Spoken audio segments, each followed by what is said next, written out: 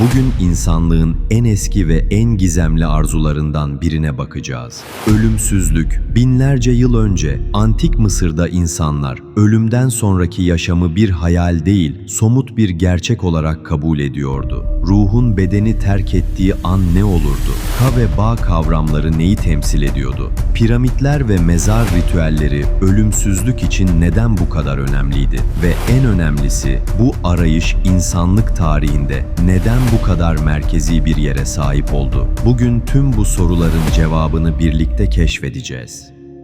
Hadi, derin yolculuğa başlayalım.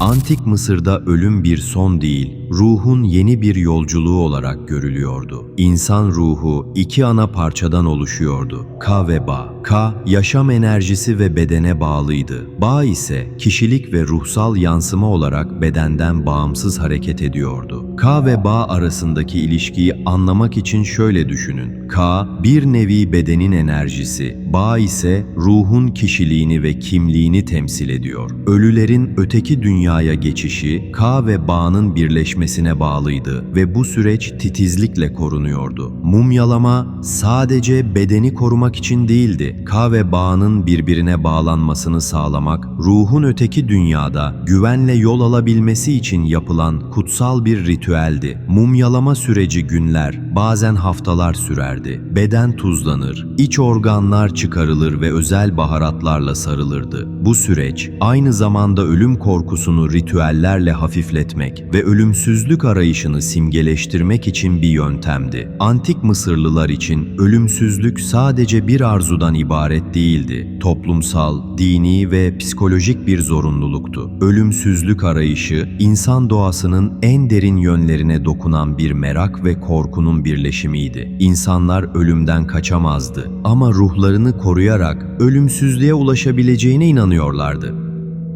Ölülerin yolculuğu için mezarların önemi büyüktü. Piramitler yalnızca firavunların mezarı değil, ruhun göğe yükselmesini sağlayacak kutsal yapılardı. Piramitlerin mimarisi yıldızlarla, özellikle Sirius ve Orion takımıyla hizalanmıştı. Bu hizalanma, öteki dünyayla göksel bir köprü kurmayı amaçlıyordu. Tutankamon'un mezarı bize ölülerin eşyalarla donatıldığını gösteriyor. Yemek kapları, kıyafetler, silahlar, minyatür araçlar ve hatta oyuncaklar. Her obje, ruhun öteki dünyadaki yolculuğunda ihtiyaç duyacaklarını temsil ediyordu. Örneğin, yemek kapları sadece beslenmeyi değil, hayat enerjisini ve ruhsal doyumu da simgeliyordu. Mezarlara yapılan bu yatırımlar, zenginlik göstergesi değil, ruhun metafiziksel güvenliği içindi. Ölüler, fiziksel dünyadan kopmadan önce, öteki dünyada karşılaşacakları zorluklara karşı hazır hale getiriliyordu. Bu ritüellerin her bir detayı, Mısır halkının ölümden sonraki yaşamı ne kadar ciddiye aldığını gösteriyor.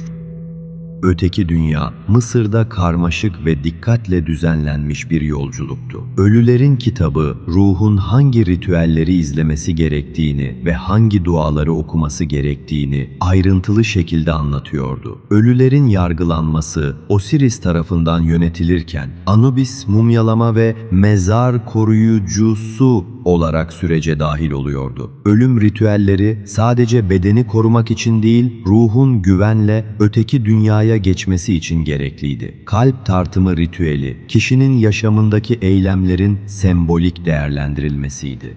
Kalp, adalet terazisinde tartılır, eğer ruh başarılı olursa ölümsüzlüğe ulaşırdı. Düşünün, bu bir nevi insanın kendi yaşamını sorgulaması ve ölümden sonra hesabını görmesi anlamına geliyordu. Bu ritüeller sadece dini uygulama değil, insan psikolojisinin ve metafizik anlayışın derin bir yansımasıydı. Ölüm korkusu, ölümsüzlük arzusu ve adalet kavramı bir araya gelerek Mısır kültürünü şekillendirmişti.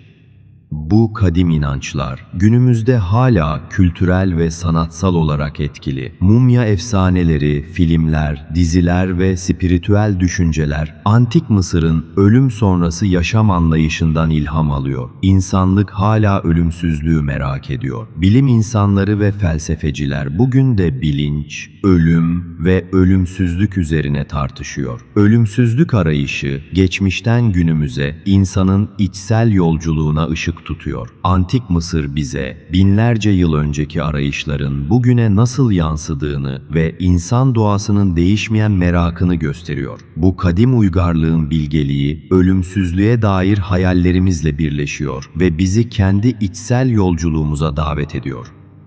Peki sizce ölümsüzlük arayışı sadece eski uygarlıkların hayali miydi yoksa insanın doğasında mı var? Yorumlarda düşüncelerinizi paylaşın. Eğer bu yolculuk ilginizi çektiyse bir sonraki videomuzda felsefenin derinliklerine ineceğiz. Hadi derin yolculuğa devam edelim.